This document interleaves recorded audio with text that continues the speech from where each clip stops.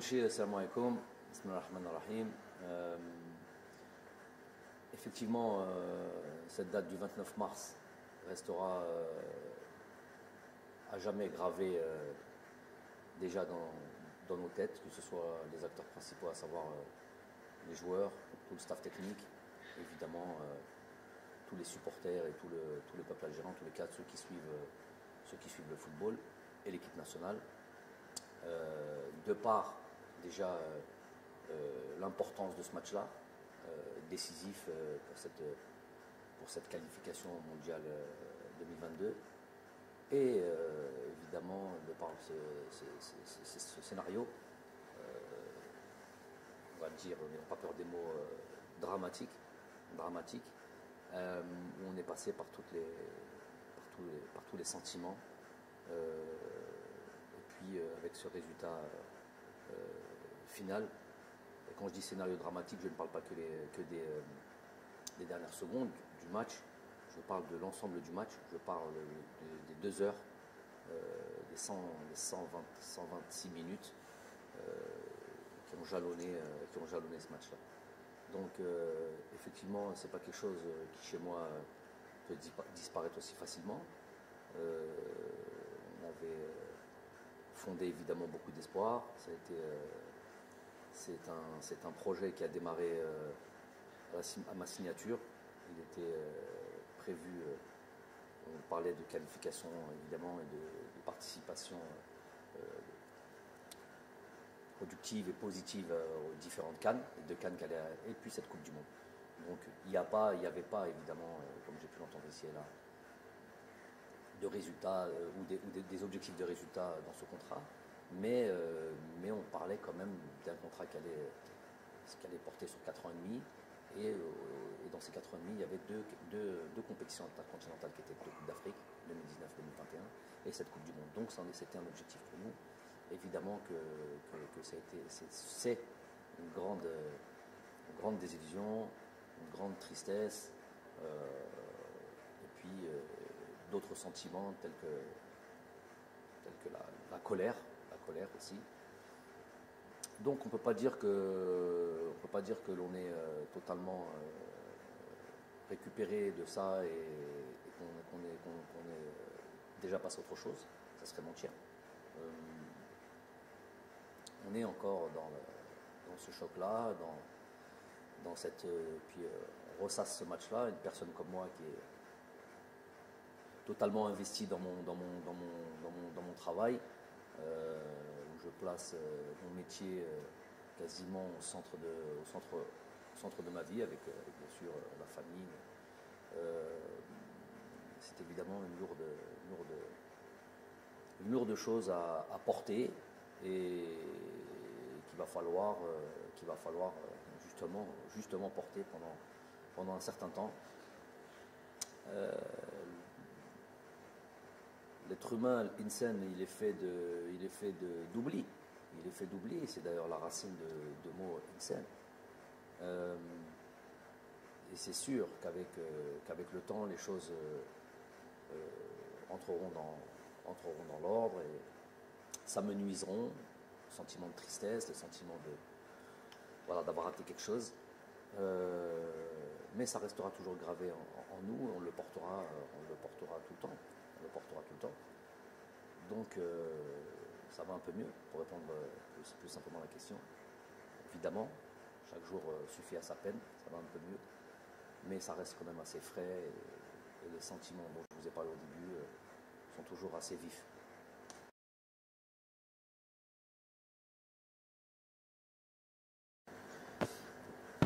Donc,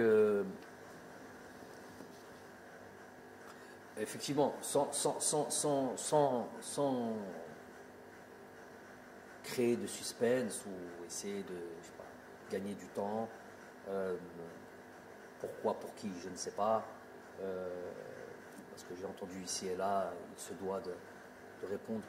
Un investissement avec l'équipe nationale d'Algérie, je suis obligé de répondre un peu plus largement à cette question.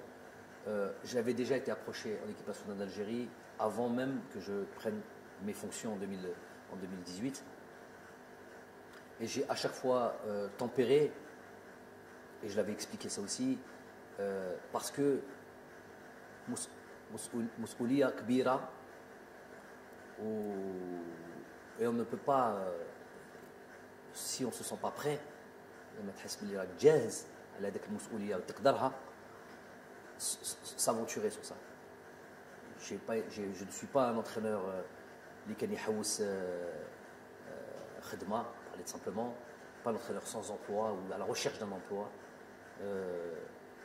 mais il fallait y aller avec des certitudes, une forme de certitude, même si on n'en a pas tout le temps dans le football.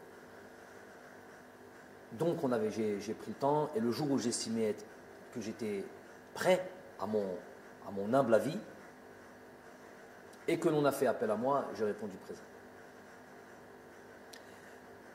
Avec ce qui s'est passé, le minimum de respect que j'ai pour mon équipe nationale, pour mon pays, après un échec avec lequel je viens d'expliquer, ça reste un échec, les conditions sont des conditions, pas de problème là-dessus, mais ça reste un échec. Avec cet échec-là, le minimum que l'on se devait à ce pays, c'est être sûr de savoir, par rapport à la responsabilité qui est la mienne, si on est capable de redémarrer, malgré cet échec, avec autant de force, autant d'énergie et autant de passion, autant et se fixer d'autres objectifs.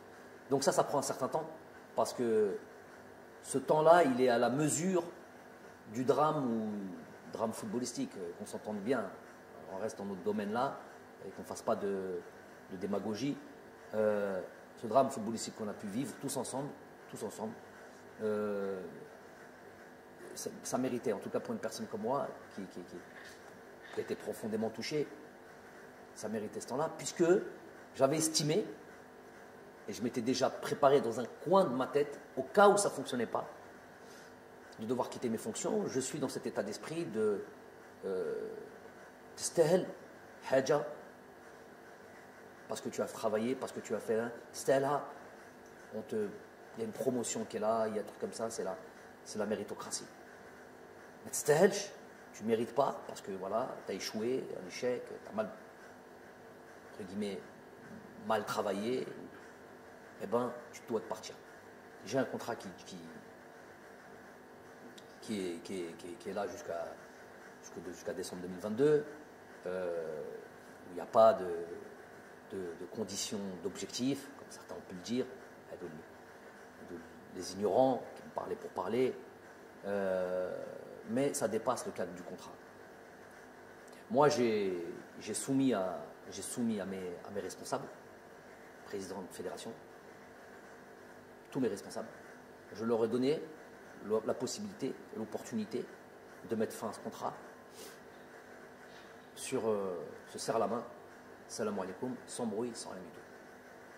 Et je prends la responsabilité aussi en disant que s'ils avaient pensé ça, s'ils avaient pensé que j'étais plus l'homme de la situation, ou qu'ils voyaient l'arrivée d'un autre sélectionneur d'un bon oeil, je ne sais pas de problème. On part en silence, sans bruit, sans rien du tout, on se serre la main et on met fin à ce contrat-là. Ça, c'est une première des choses. Ça n'a pas été accepté. Je n'ai pas envie de dire que c'est une démission. Ce n'est pas une démission. Si c'est une démission, j'y suis plus. Une proposition. Et voir si cette fédération, si les responsables du sport, du football en Algérie, quelle vision et quelle position ils ont par rapport à moi. Donc, ils avaient le souhait que je puisse continuer cette fonction, et continuer à être à la direction de cette équipe nationale. Ça, c'est un des éléments et une des instances, on va dire, qui était fondamentale pour moi, indispensable pour moi. bidoun الحس serre la main, salam alaikum, salam alaikum. Il ne s'agit pas d'un contrat, il ne s'agit pas d'un truc comme ça. Je laisse ça à d'autres entraîneurs, l'envie de faire ce qu'ils veulent quand ils doivent se séparer. Il y a le deuxième élément, ô combien important, c'est le Jumhur, au Sha'bna, dans son ensemble, qui a apporté encore une voix ou avec l'envie de croire en nous, de mon staff et moi-même, ces joueurs, de nous voir encore à la tête de cette équipe nationale, malgré Hadik Hazema. Donc c'est quelque chose, puisque je suis venu pour ça, je ne suis pas venu pour autre chose que ça. Je suis obligé de le redire, si j'avais choisi la facilité, au sens large du terme, facilité dans tout, facilité dans la vie, la vie de famille, la vie, tout ce qu'on veut, la vie professionnelle. Si j'avais choisi la facilité, je ne serais pas à la tête de l'équipe nationale. La raison pour laquelle je suis en équipe nationale, tout le monde le sait, elle est claire, elle est sans ambiguïté. C'est pour monter le plus haut le drapeau de cette équipe nationale, de ce pays, et faire en sorte qu'elle soit la plus respectée, la plus performante possible. Mais chéri, fait l'Afrique, fait l'Al. Ça, c'est ma mission. On y est arrivé, je pense. On y est arrivé. Pas complètement, puisque sinon on serait déjà en Coupe du Monde et on va se laisser quand même, on en parlera peut-être après, on va se laisser peut-être une lueur d'espoir, mais c'était ça l'objectif. D'une certaine manière, il a été atteint cet objectif. Et ce peuple croit encore en nous, nous croit capables de continuer à leur donner, donner de la joie, faire en sorte de voir cette équipe-là performante, forte, capable de rivaliser avec les grosses nations, capable d'enchaîner des victoires, tout simplement. On est là pour la gagne. Et ça, je ne peux pas tourner le dos à ça, malgré la tristesse, malgré l'accablement, malgré tout. Ça me donne encore plus de force, plus que ces arbitres, plus que ces conspirateurs, plus de l'intérieur comme de l'extérieur, plus qu'il y a des Nestal, qui ne sont pas beaucoup à l'intérieur. 6-7 personnes très facilement identifiables, les khedmo, مشوار شخص ماشي مشوار des projets qui suivent des projets personnels qui sont là à travers à venir foutre la zizanie, mettre le fauda, avoir des haines personnelles, jamais d'espoir, il n'y a que du mal en eux, il n'y a que du sombre en eux. Quand ça gagne ou nestefrah et que c'est une évidence, ils sont obligés un peu de se ranger tout en diminuant le mérite des joueurs, le mérite de ceux qui travaillent. Quand il y a une petite, quand il y a un échec, et dans le football et dans le sport, il y en a, quand il y a et ben, ils le grossissent et on devient des incapables et on devient des gens à qui il faudrait faire du tort. Ça, et ils sont finalement très peu, et c'est du misérabilisme. J'appelle ça du misérabilisme. Ils ne veulent même pas l'importance de les citer. Mais pour revenir au plus important, c'est ce que le peuple croit et pense et comment il se sent à travers nous. S'il y avait eu le moindre doute par rapport à nous et j'aurais senti on voudrait voir quelqu'un d'autre, il n'y a même pas, on reste pas, on serait même pas en train de parler là. On dit salam alaikum, on a fait le maximum. En tous les cas, Rabbi Shahid, chaque jour que l'on a porté et qu'on a été à la tête de cette équipe nationale, on l'a fait chaque jour. On a fait en sorte de mettre ça au centre de nos priorités. Même si on n'est pas là directement, même si on n'est pas en Algérie directement, on contrôle notre championnat, on contrôle nos joueurs algériens partout où ils sont, de là où on est, parce qu'on est investi dans notre mission tous les matins quand on se réveille. Donc, moi, je ne suis pas inattentif à ça. Je suis plus que réceptif à cet engouement, l'envie du peuple de nous voir continuer. Et c'est impossible de leur tourner le dos. Et donc, on se doit de continuer cette mission. On va le faire comme on l'a fait, avec le cœur, on va le faire avec tout notre investissement, on va le faire avec notre envie, notre détermination, notre rage, j'ai envie de dire, parce que هذا الشعب يستاهل هذا الخير وإنشالله que ce soit une bonne décision dans l'intérêt du pays. أنا هنا avec, je vous ai dit, avec on n'oubliera jamais cette tristesse, mais on a envie aujourd'hui de rendre au peuple ce qu'il veut et de refaire, d'aller recréer de l'espoir, le farha على هذاك الشعب اللي يحب كرة القدم. Et nous on est pleinement investis. Donc quand on a dit qu'on a été attentif, je suis attentif avec l'espoir que le peuple a en nous et qu'on se doit de repartir de l'avant et d'aller recréer une dynamique. Après, il faut une stratégie, parce que tout marche à la stratégie. Le Hamas mliha, le Tomouh mlih, mais l'Ezmha toujours stratégie. On a eu le temps de penser. Je vous ai dit, moi, ma vie, ce n'est que ma famille et mon football, alors encore plus quand c'est mon équipe nationale. Donc on a eu le temps de penser à la stratégie que l'on va mettre en place. Le nouveau souffle, un souffle qu'on va envoyer à ce groupe, à créer voilà, une autre dynamique. Ne pas, je l'ai dit en conférence presse tout de suite après le match, ne pas tout jeter bien sûr à la poubelle, évidemment, ne pas tout remettre en question.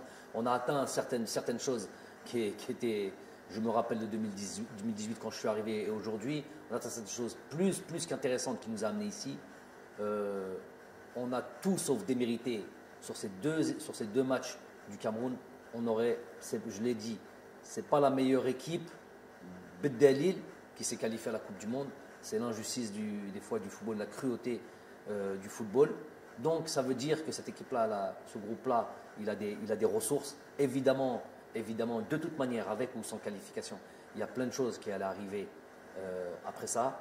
On est dans la perpétuelle, réflexion sur comment faire de ce groupe un groupe encore plus performant. Donc, c'est plus là-dessus sur lequel on va se baser. La reconquête de notre niveau, avec les difficultés qui vont arriver et qui vont arriver très vite. Hein. Vous le savez maintenant, on le sait, tout le monde le sait. Il n'y a plus le moindre match facile en Afrique. Ça, c'est très très clair, que tout le monde soit d'accord là-dessus. Donc, recréer une dynamique, renvoyer, voilà, que tout le monde, qu'il y ait une synergie. Et ça par contre, dans cette stratégie, il est inclus aussi via la communication, via l'échange avec nos dirigeants. Il est inclus aussi que tout le monde prenne ses responsabilités aussi. Quand je vous ai dit que j'ai crié au loup et au danger de l'arbitrage depuis 3 ans par des faits réels, ce qui n'est pas dans mes habitudes à la base, ni en tant que joueur, ni en tant qu'entraîneur, mais c'était tellement kéritha en Afrique que c'est un élément essentiel. Il y a 2 éléments essentiels, excusez-moi de dévier un peu, 2 éléments essentiels, je l'ai dit à tout le monde, à tous ceux qui veulent l'entendre, à régler impérativement, et ça devrait être les 2 projets les plus importants en Afrique, c'était l'arbitrage et les infrastructures. Donc c'est là où tous les dirigeants auraient dû mettre se concentrer là-dessus. Quand on voit le niveau de l'arbitrage, les terrains ça va un petit peu mieux, il y a des stades ici et là qui se construisent, mais quand on voit le niveau de l'arbitrage, on est encore très loin du haut niveau. On est encore, pour moi, à l'âge, j'ai pas peur des mots, hein, à l'âge, c'est notre continent, tout notre continent inclus. On est à l'âge préhistorique au niveau arbitrage, au niveau conditions de jeu, même ça s'améliore, conditions d'infrastructure. Mais sur l'arbitrage, on a l'âge préhistorique. Voulu, pas voulu, est-ce que certains y trouvent leur intérêt dans cette CAF, dans cette peut-être FIFA, je ne sais pas qui, pour que l'arbitrage n'évolue pas? J'en sais rien. En tout cas, c'est un constat, c'est un fait. Celui qui veut venir en parler avec moi, il vient. Celui qui a fait le Meiden, il dit fait le Meiden Maya, on a Hadro et on parle concrètement de ce qui se passe. On analyse concrètement ce qui se passe, plutôt que de venir parler, sortir des belles phrases. Sur le terrain, gros souci au niveau de l'arbitrage. Je vais prendre le temps de dire une chose.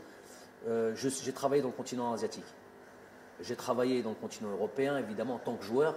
Et j'ai vu comment on a basculé au niveau de l'arbitrage en Europe, comme on est quasiment au niveau zéro, quasiment au niveau zéro erreur, en plus avec la VAR. Donc là, il n'y a quasiment plus aucune possibilité d'erreur. C'est une vraie assistance. C'est une vraie assistance aux arbitres. Il n'y a plus de possibilité d'erreur. En Asie, donc il n'y a même plus la possibilité qu'un arbitre fasse quoi que ce soit.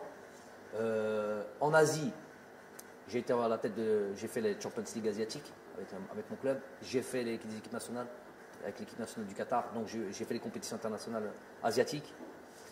J'ai fait des colloques, pas des colloques, des réunions préliminaires aux compétitions que l'on a pu jouer, que ce soit des coupes du Golfe, que ce soit des coupes des championnats d'Asie, des Champions League asiatiques. J'ai fait ces réunions préliminaires. J'en ai fait notamment une avant un championnat d'Asie, je crois, où je le répète et je répète souvent, on sort de la réunion, elle dure 1 heure, 1 heure et demie. On sort de la réunion, tu as l'impression, toi qui est complètement intègre, qu'il va t'arriver quelque chose, tellement ils sont pointus, assidus et exigeants et impardonnables. C'est tolérance zéro en termes d'arbitrage. Faut savoir qu'en Asie, si tu entends, vois, c'est les mots qui avaient été utilisés par les dirigeants de l'AFC, la Confédération asiatique. Tu entends, tu vois, n'en parle pas de si tu es mêlé, c'est la prison. La prison, ça c'est sûr, des peines de prison, des peines pénales, prison et radis à vie du football. Imaginez-vous à quel point on est loin en Afrique quand ça, nous sommes l'arbitrage en Afrique, quand on arrive dans ces compétitions-là ou dans des matchs aussi importants, c'est un marché, tout simplement un marché.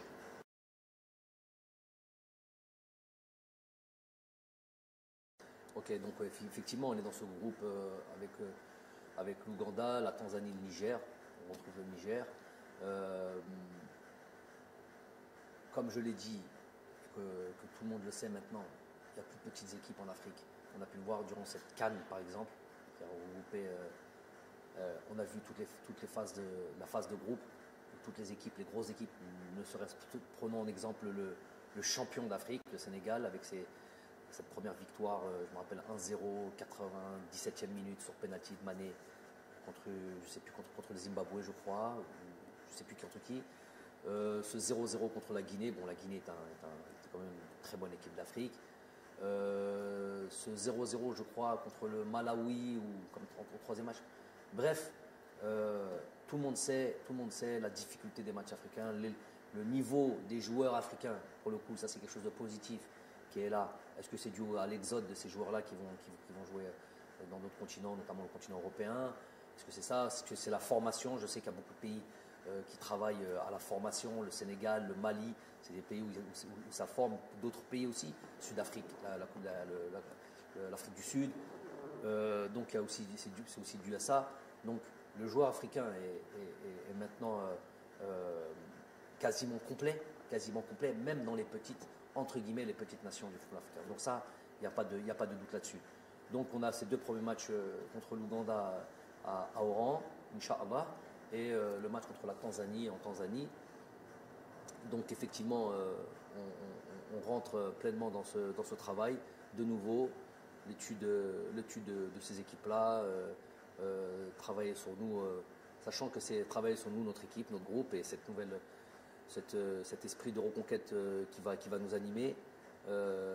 C'est des dates qui sont toujours un petit peu compliquées, parce que c'est des dates qui arrivent en fin de saison, où les joueurs arrivent fatigués, où les joueurs ont juste une envie, c'est de partir en vacances. À raison, quand on a une saison lourde comme ça, on a envie de récupérer. Donc ça c'est une chose, c'est notre donnée. Et avec des championnats qui s'arrêtent plus ou moins tôt, donc il va y avoir des divergences dans la forme des uns et des autres qu'il va falloir prendre en considération. Quoi d'autre? Donc tout ça, ça va être évidemment étudié, suivi, et voilà, faire en sorte, surtout, et puis surtout, voilà, le moral des troupes, parce que effectivement, il va peut-être y avoir des joueurs qui étaient là cette double confrontation contre Cameroun et qui ne seront pas là au mois de juin pour ces deux matchs contre l'Ouganda et la Tanzanie. Mais il y aura aussi un noyau qui est là et qui a été touché, je sais, qui est lourdement touché parce qu'ils avaient beaucoup d'espoir dans cette qualification à la Coupe du Monde. Donc, il va falloir aussi remobiliser les troupes, se réinventer, renvoyer de la force au projet que l'on veut mettre en place et que tout le monde adhère à ça. Voilà, que tout le monde adhère à ça. On va s'atteler à ça. Donc c'est là aussi va être la difficulté, en plus de l'adversaire, en plus des deux matchs qu'on va pouvoir jouer dans ce groupe-là, dans ce début de campagne de qualification. Il va y avoir aussi ces éléments à prendre en considération. On va être déjà dessus. Nous, de toute manière, entraîneur que je suis, staff que l'on est, on est dans l'éternelle remise en question. On fait un bilan après chaque stage, après chaque phase finale. On est dans l'échange quasi quotidien. C'est un travail lourd sur lequel on est. Où je vous ai dit, on place notre travail au centre de nos priorités. Donc tout ça là, tout ce que vous venez de citer, évidemment, ça va être mis à l'ordre du jour. Évidemment qu'il va y avoir un effectif qui va évoluer, mais je vous dis, de toute manière, on est dans la perpétuelle idée de comment être plus fort. Donc que ce soit avec un groupe, que ce soit dans la méthode de travail, que ce soit dans les idées de jeu, de comment poser. Vous voyez bien sur ces deux derniers matchs, on a été sur un système dans lequel on n'a jamais joué. On a estimé que c'était le meilleur système. Il s'avère qu'on a été gagné à l'extérieur, là où c'est très, très, très difficile d'aller battre le Cameroun, sans concéder la moindre occasion. Si ce n'est le coup franc de Toko Ekambi un petit peu vicieux, sur lequel Raïs était vigilant. Je ne sais pas si on peut considérer ça comme une occasion, mais en tous les cas, sur l'aspect du jeu, on n'a pas concédé d'occasion. Ils ont eu le ballon, parce qu'on a bien voulu ça, une position stérile qui ne nous a pas amené à des vraies occasions de but. Un match retour, on est reparti sur le même système, on peut avoir des systèmes identiques, mais avec une animation différente et avec un état d'esprit différent. On s'est créé pas mal de situations. On a frappé 7-8 fois au but Pour moi, ce match-là, je le résume comme ça aussi. Il y a eu deux hommes du match dans ce match-là. Le premier, c'est Gassama. Le deuxième, c'est Onana, le gardien de but. Combien d'arrêts il a fait? Combien de situations il a eu? Bon, plus ou moins dangereuses. Il y a eu des arrêts un peu plus faciles, toujours avec des frappes cadrées. Mais il y a eu des vraies situations de but. Il y a même eu des buts qui ont été annulés. On s'est retrouvé dans la surface de réparation. Donc il y a des pénaltys qui ont été annulés. Tout ça, et pour eux quoi? Une occasion sur le centre avec le double arrêt de Raïs Mbolé. Donc on s'est remis, pour vous dire qu'on se remet en question, même sur des matchs clés, alors qu'on a un système dans lequel on joue plus ou moins deux systèmes sur lesquels on alterne depuis à peu près quasiment 4 ans. On n'a pas hésité à se remettre en question sur un match, alors qu'on peut estimer qu'il peut y avoir un grand risque de changer un système tactique, de passer d'une défense à 4 à une défense à 3. Bref, tout ça, c'était une prise de risque calculée. Donc c'est pour dire à quel point on est dans la réflexion, l'analyse. Il y aura, ça sera perpétuel, ça sera un truc. Il va y avoir l'avènement normalement de joueurs qui vont devoir faire comme l'ont fait à leur temps Youssef Blaili, Baghdad Bounedjah, Djabel Belamri, Youssef Attal, Ismaïl Benasser. Quand on arrive en sélection, Ismaïl Benasser, il ne faut jamais l'oublier, n'avait 0 match en équipe nationale. Donc c'est des joueurs qui ont commencé à jouer avec nous et qui ont progressé, qui se sont imposés. J'invite les différents joueurs qui vont nous rejoindre à être dans ce même état d'esprit, à les bousculer, et plus que bousculer, prendre des places s'il le faut dans cette équipe nationale et montrer qu'ils sont au niveau pour aller faire de grandes choses. Les cadeaux, il n'y aura jamais de cadeaux. On me parle par exemple d'un Ahmed Touba qui a fait une très bonne rentrée et que des fois aussi simpliste que ça m'étonne toujours quand c'est des professionnels, soi-disant professionnels qui en parlent.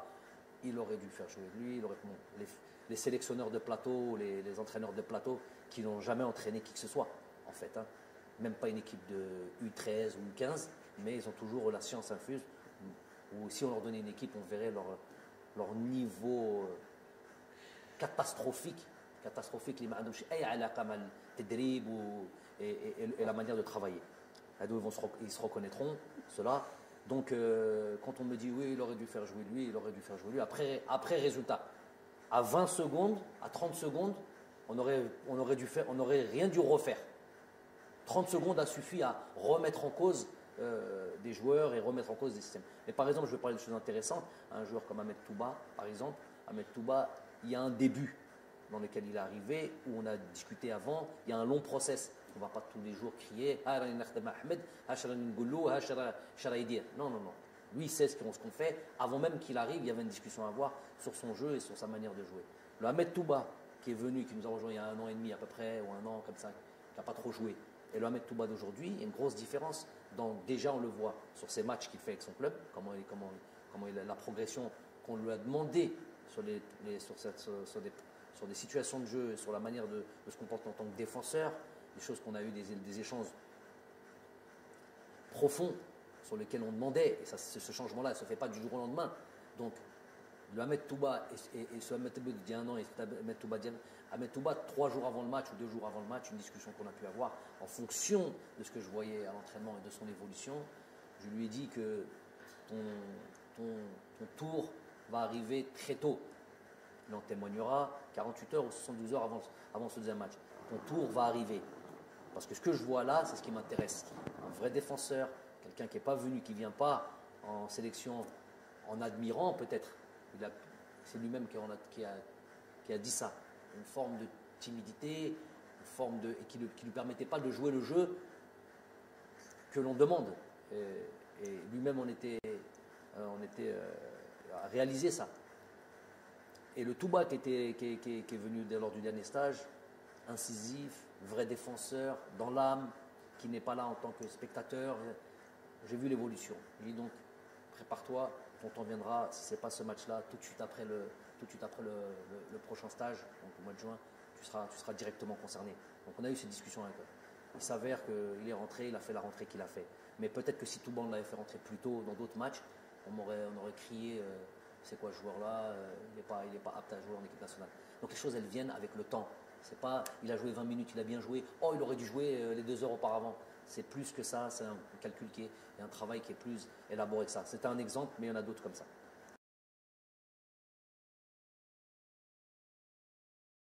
Bon, أول شيء Tchaker ما ننساوش parce que Tchaker nous a donné tellement de joie dans ce match, dans ce stade-là. Il y a eu plusieurs qualifications Coupe du Monde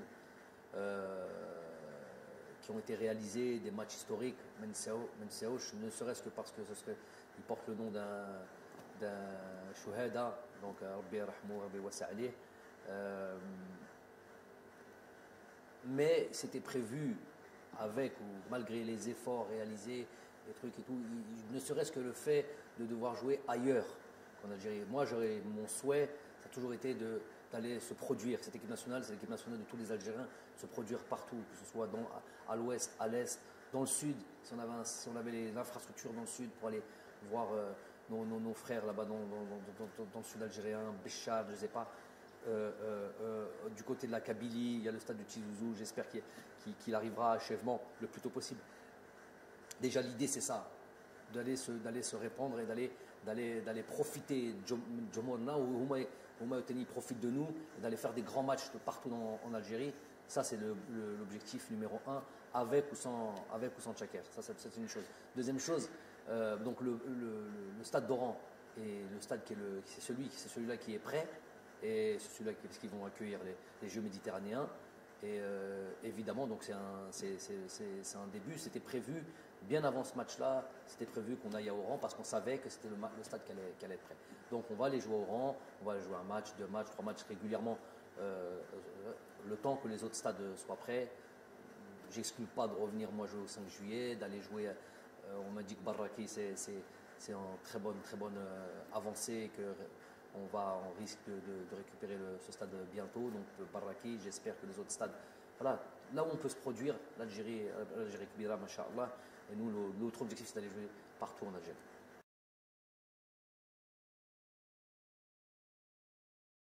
Donc voilà un sujet aussi un sujet important. Donc déjà le président a présenté sa démission. Je n'ai pas suivi avec assiduité tout ça au départ parce que j'avais besoin de recul, mais j'ai quand même été mis au courant, ne serait-ce que par lui, ne serait-ce que par le président de fédération. Donc à la Koléhal, déjà c'est un président de fédération, malgré les dires et malgré le Hadrat al-Nes, toujours, hein, les rumeurs, nous avons toujours été en relation. Je lui ai toujours montré, évidemment, de par mon éducation et de par mon éthique professionnelle, je lui ai toujours montré le respect d'un entraîneur, un président, d'une personne dans une entreprise, la fédération, admettons que c'est une entreprise, à son supérieur hiérarchique. J'ai toujours eu ce respect-là, c'est mon éducation et c'est mon éthique professionnelle. Le contact et les discussions n'ont jamais cessé entre moi et le président de fédération sortant, jamais. À partir du moment où il a pris ses responsabilités ou qu'il a pris sa fonction de président, on a toujours travaillé ensemble. Malgré, on va être très clair et très sincère là-dessus, malgré le fait, et il l'admettra lui-même, que d'un point de vue footballistique, et c'est peut-être pas ce qu'on demande en priorité à un président, malgré sur l'aspect footballistique, il y avait évidemment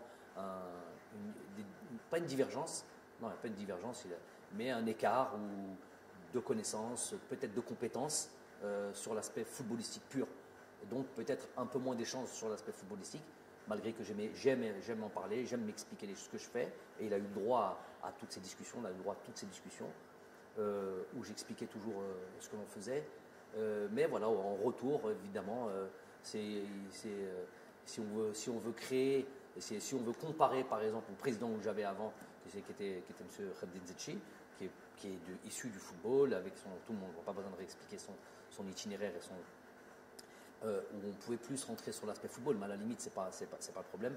Il y a un président qui est démissionnaire. Ce que je lui ai dit quand il m'a annoncé sa démission, c'est qu'il est quelque part, il porte la responsabilité d'un échec collectif dont nous faisons partie, dont moi, coach, je fais partie, et il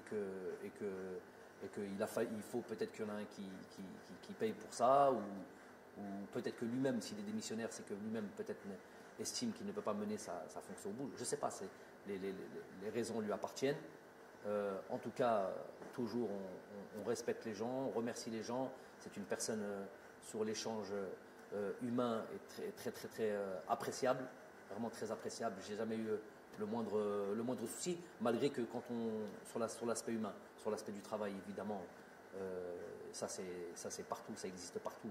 Il peut y avoir des divergences, on donne chacun son point de vue, mais après, ça ne dépasse pas un certain niveau au niveau du respect. Le respect a toujours été là. J'apprécie l'homme. Il n'y a pas eu l'ombre de souci. J'ai fait ce que j'avais à faire en tant que sélectionneur par rapport à un truc.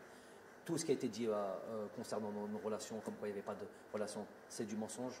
Ça, lui, il le sait, lui peut en témoigner, les gens qui travaillent avec lui peuvent en témoigner. Du gros mensonge, comme il est répondu beaucoup chez nous, chez les 6-7 dont on parle là, les 6-7, ils se reconnaîtront. Hedou passent leur temps à créer cette nuisance qui fait rien de bien à l'Algérie. Ils apportent absolument rien de bien à l'Algérie. Anti-progression, anti-amélioration, anti-espoir, je les appelle. Donc il y a toujours eu la relation avec le président. Il est sortant. Je n'ai, et ça c'est bien que vous me posez la question, très important que vous mette les choses au clair, devant vous et devant Shab Kamel et devant tous ceux qui vont décider et devant tous les pouvoirs publics et devant tous ceux qui ont un rapport avec l'élection d'un nouveau président de fédération. J'ai parlé tout à l'heure de Khaddin Zetchi. Ceux qui disent encore, on n'est jamais plus sourd que quand on ne veut pas entendre. Ceux qui disent encore que je n'ai pas obtenu satisfaction sur le fait de garder Zetchi, il aurait fallu encore que je demande quelque chose pour ne pas obtenir satisfaction. J'ai jamais demandé, je l'ai dit devant tout le monde, et je l'ai dit en privé devant celui, c'est pas un secret de polichinelle, devant le président de la République lors de notre entrevue, quand on avait discuté de tout et de rien, et notamment sur l'arrivée, sur le fait que M. Zetchi partait, il n'y a jamais eu la moindre demande. Le meilleur témoin, c'est le président de la République. S'il y en a quelqu'un qui veut se substituer à ce témoin et qui a un goût qui est plus véridique que le président de la République sur cet aspect-là, qu'il se lève et qu'il se montre.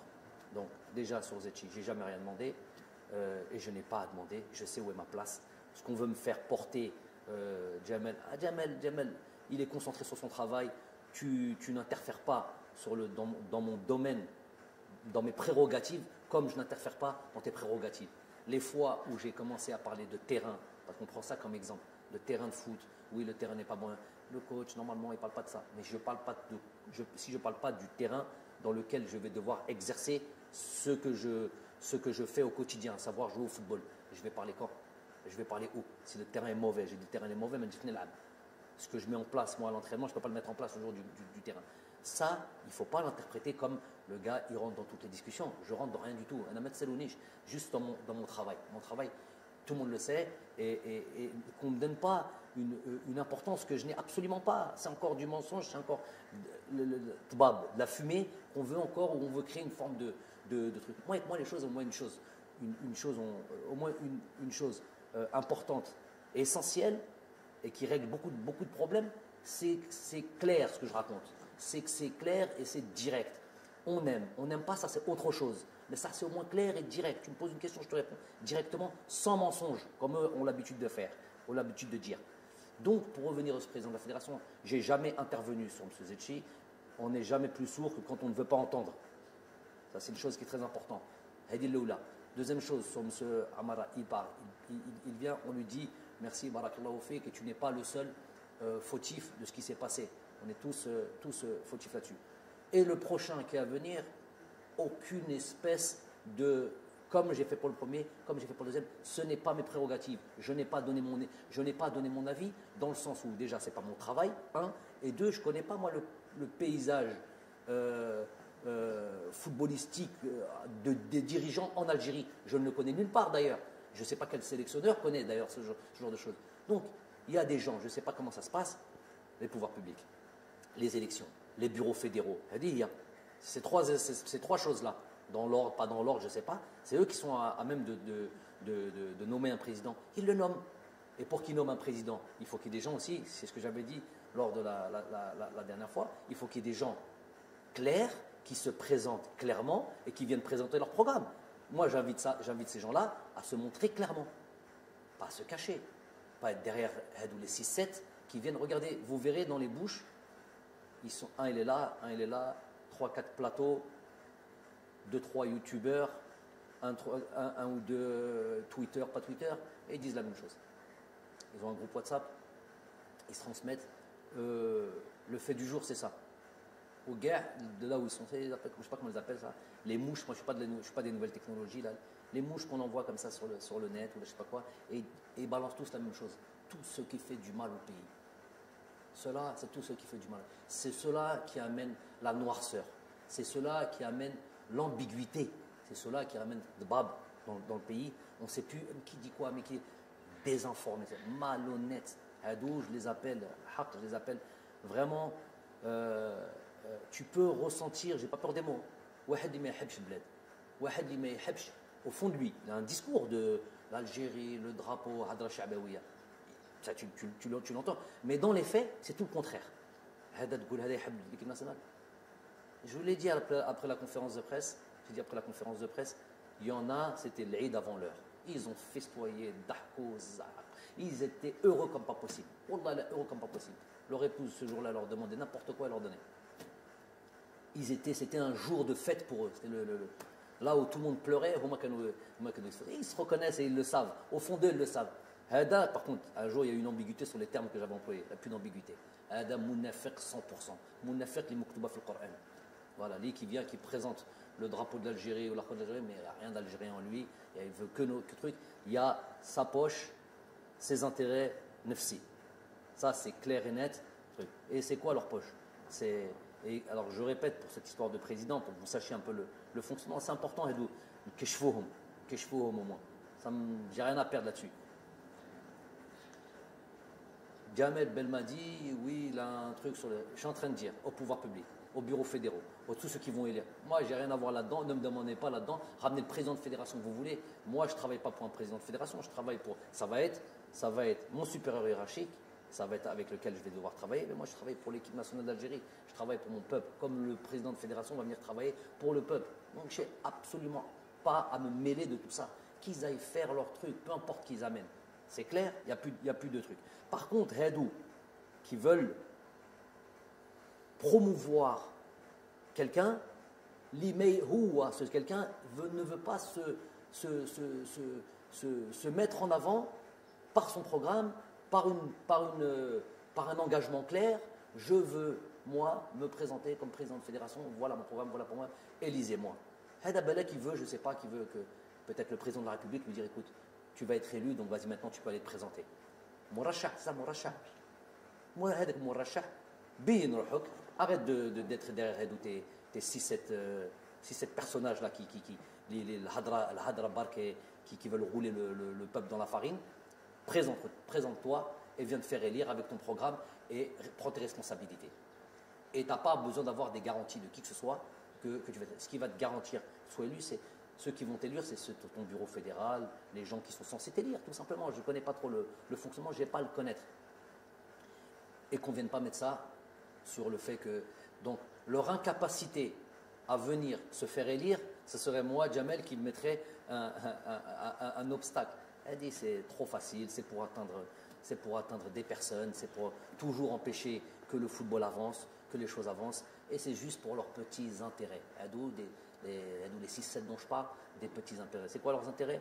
Qarariha, un parfum, un voyage avec l'équipe nationale d'Algérie, entrer à Sidi Moussa avec prolongement sur un déjeuner, sur un café, des privilèges comme ça là, des privilèges, et tout ça sur le dos de l'équipe nationale. Tout ça, pour toutes ces petites choses-là, ils sont prêts à ce que leur pays traverse des périodes de crise comme celle-là, juste pour ce petit intérêt-là. Mais il soit ouelou, misérabilisme total. J'en ai parlé, j'espère que j'en reparlerai plus, mais c'est juste pour mettre une clarté dans le paysage du football algérien.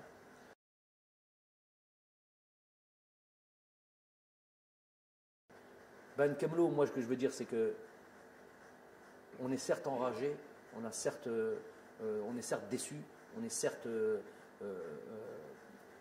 n'ayons pas peur des mots, traumatisé. Ça,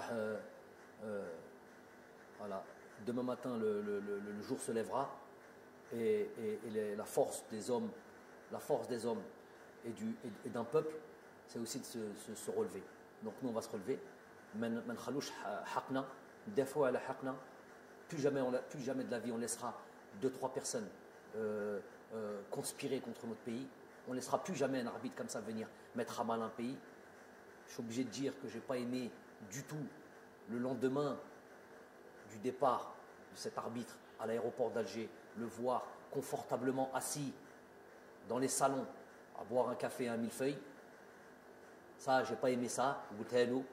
J'ai vidé mon sac chez cet arbitre-là.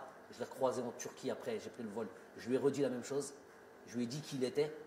Mais ça, je n'ai pas aimé que nous puissions accepter ce genre de choses. Nous, quand on va dans ces pays, quand on va en Afrique, souvent, ce n'est pas ces traitements de faveur que l'on a.